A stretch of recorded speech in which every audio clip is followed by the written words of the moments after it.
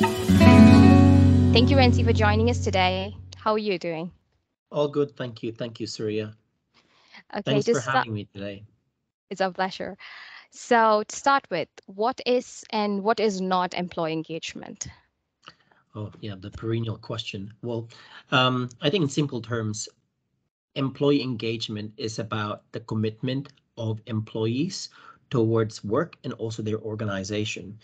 It's also about like how invested are they with what they do at work and how invested are they in the organization's success. So what is not employee engagement is all these happy, clappy activities that you see that they're part and parcel of what will contribute to eventually an engaged employee in the organization. So, you mean to say it is not about the number of LinkedIn posts, it's about the happy smiles we see when they leave the firm or the happy smiles they come with to Yeah, yeah. work. Because happiness is one thing and engagement is another thing. Just because you're happy does not necessarily mean that you're engaged at work. So I could be happy because of, I got a present from family. I could be happy because I'm going on holiday. But that doesn't mean that I am invested in the organization. Mm-hmm. Got it. Now, like how important is it for every company to have an employee engagement plan? So, since this is very, as you said, the impact is so huge, there should be a plan and a process. I think this is very, very important. For one, they always say that, like happy employees equals happy customers. And I could say the same with highly engaged employees equals happy customers and good for business bottom line. The reason why I'm saying it's very important, especially now during the pandemic, a lot of people felt alone. A lot of people are working remotely, so there's not enough or a lot of the interactions are happening virtually, and a lot of people are not necessarily good at interacting with one another virtually.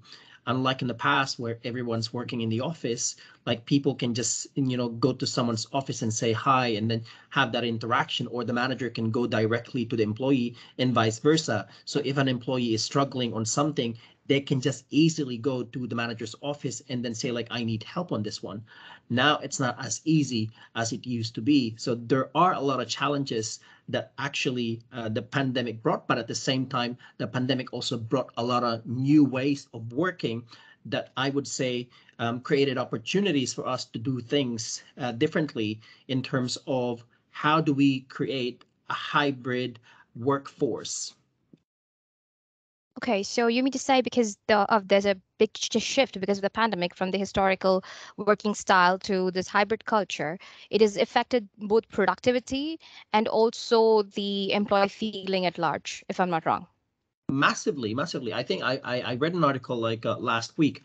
The data shows from the research that actually people were more productive during the pandemic, at the height of the pandemic, because people were just naturally working, working, working.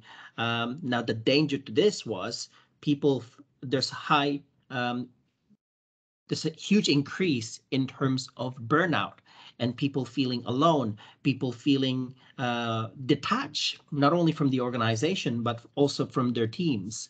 So there's a lot of advantages and disadvantages that actually the pandemic brought to us. So it's now just really finding what are those practices that we have implemented during the pandemic that we can carry forward and continue to do because it, like either the use of new technology, online digital tools that make things more efficient. But at the same time, we should take a step back and reflect on what are those some of the people practices that maybe are not contributing to employee engagement. In particular, this Zoom fatigue, the Zoom meeting fatigue, this virtual meeting all the time, or people just constantly message each other on MS Teams or WhatsApp or whatever. So they're losing that physical connection. So I think the idea here is about how do you make those physical meetings if and when companies still have employees go to the offices 2 to 3 times or 4 times or however many days they ask people to report to work on how do we make these meetings purposeful. Makes sense. I mean, recently there was an article that came out saying Dubai had requested for hybrid working culture to be Mm, part of the lifestyle. So, yes, it's good to see that we're not running away from COVID and getting into back to the office, but yeah, we're integrating the things we learned along. yeah. So, in that case, can I ask, is it possible for all companies to have a single format or a structure for employee engagement? Like, there's this one rule or a law for employee engagement can we bring? I think this is one practice that we should stop doing.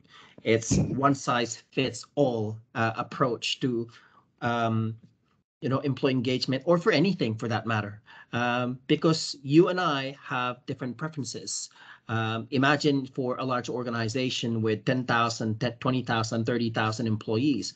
We're not saying that we want to cater to every single one of the employees, but my message here would be look at what would cater to the majority of the employees, and at the same time, factor in how this standard approach can also be customized and allow room for these standard practice to be customized on a team level, on a department level, division level, business unit level. So the idea here is give the framework and allow people, managers, team leaders to customize that approach.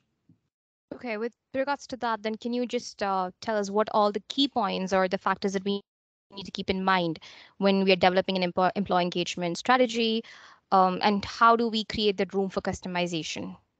As you mentioned, it's very important.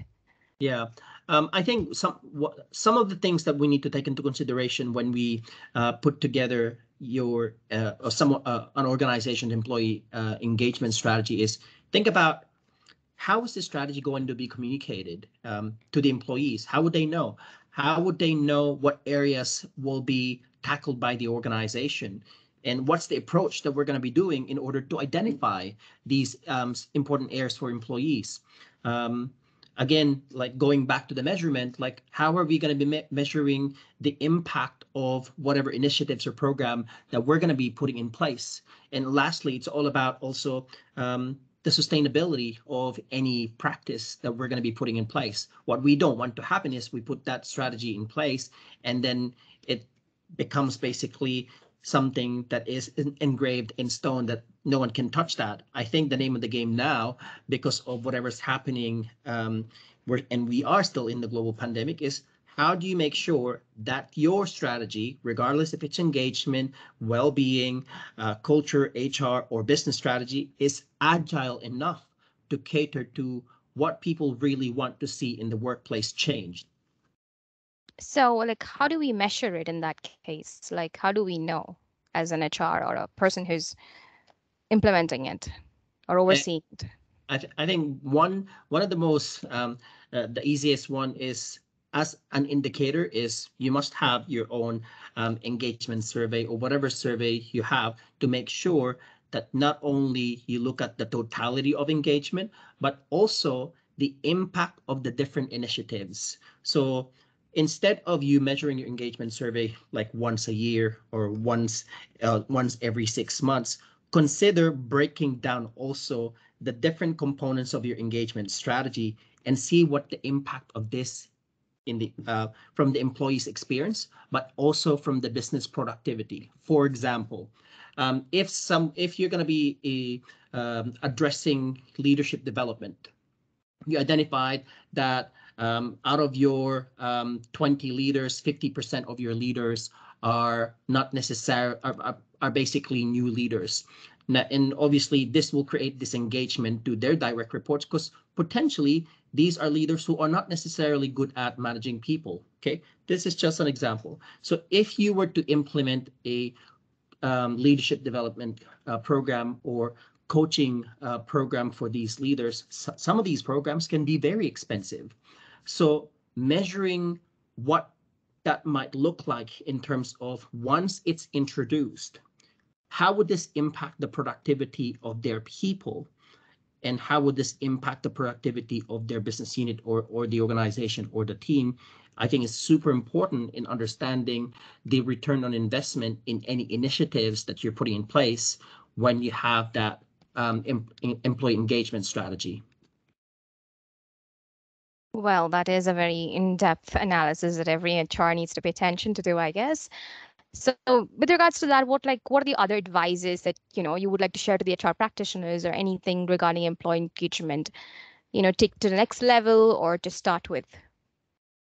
I think that I believe in the idea of co-creation. I think we should move away from engagement as something that HR professionals should be doing only.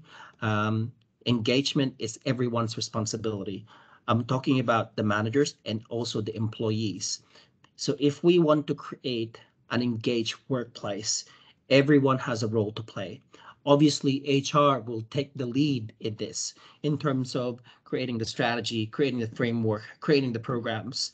But we need to collaborate and co-create these things with the manager, with the employees, so that we as HR practitioners are not going to be burdened by creating the strategy and executing them themselves, because we need people on board to help us drive a lot of these things.